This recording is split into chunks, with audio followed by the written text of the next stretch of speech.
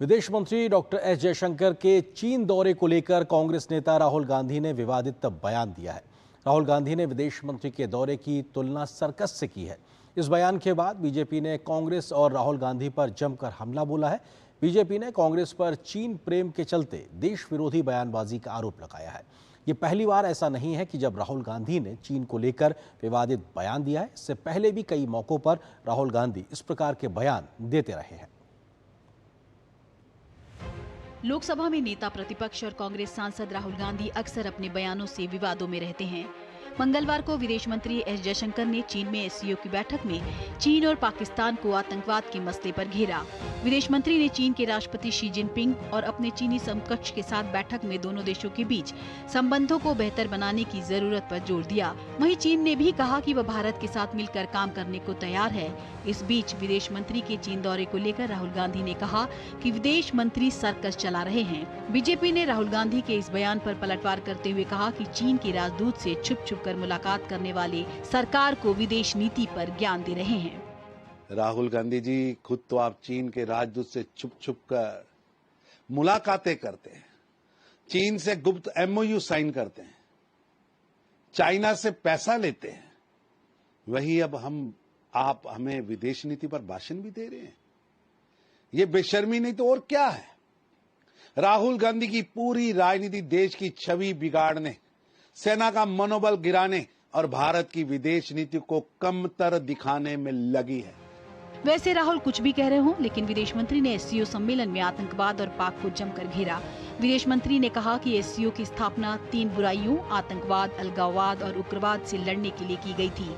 22 अप्रैल 2025 को पहलगाम में हुए आतंकी हमले का जिक्र करते हुए विदेश मंत्री ने कहा कि यह हमला जानबूझकर जम्मू और कश्मीर की पर्यटन अर्थव्यवस्था को कमजोर करने और धार्मिक विभाजन पैदा करने के लिए किया गया था।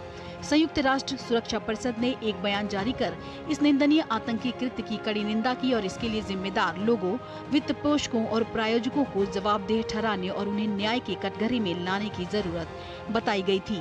भारत ऐसा ही कर रहा है और आगे भी करता रहेगा। यह जरूरी है कि एससीओ अपने संस्थापक उद्देश्यों पर डटा रहे और इस चुनौती से निपटने के लिए अडिग रुख अपनाए। वैसे राहुल अपने एक और पुराने बयान की वजह से कल लखनऊ की कोर्ट में पेश हुए थे। ये मामला वर्ष 2022 में भारत जोड़ो यात्रा के दौरान भारतीय सेना के बारे में दिए गए कथित अपमानजनक बयान से जुड़ा हुआ है।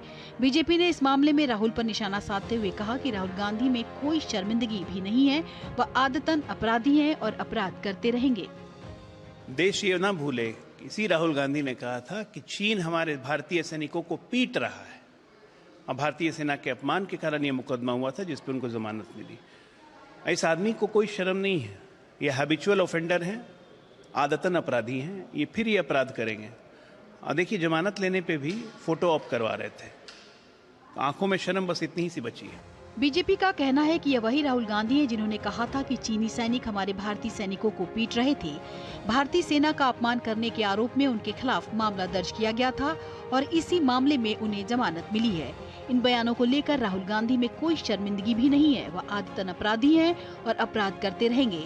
जमानत मिलने के बाद भी वह फोटो खिंचवाने के लिए पोज दे रहे थे, उनमें इतनी ही शर्म बची है। वहीं कांग्रेस नेता अशोक गहलोत की ओर से आर्टिफिशियल इंटेलिजेंस को राजीव गांधी का सपना बताने वाले बयान पर बीजेपी का कहना है कि ये लोग केवल एक परिवार की तारीफ में लगे रहते हैं। एक परिवार की चाटुकारिता करते करते स्वतंत्रता एक परिवार ने दिलाई, टेक्नोलॉजी एक परिवार ने दी, आर्टिफिशियल इंटेलिजेंस का भी क्रेडिट एक परिवार को ही देना है। वैसे आलू से सोना निकालना अगर ये आर्टिफिशियल इंटेलिजेंस का नमूना है तो हो सकता है कि ये आर्टिफिशियल इंटेलिजेंस का आविष्कार राजीव गांधी जी ने ही किया था। अशोक गहलोत पता नहीं, उनको लगता है कुछ मेमोरी रिफ्रेश होने का कुछ नई बीमारी हुई है। वो कह रहे थे कि राजीव गांधी का सपना था आर्टिफिशियल इंटेलिजेंस। राजीव गांधी की मृत्यु 1991 में हो गई थी। आर्टिफिशियल इंटेलिजेंस उस वक्त पता नहीं इस विश्व में किसी ने सुना था या नहीं सुना था, लेकिन राजीव गांधी का सपना हो गया था। अरे चमचई की एक सीमा होती है, ये कांग्रेसी कभी नहीं सीख पाएंगे।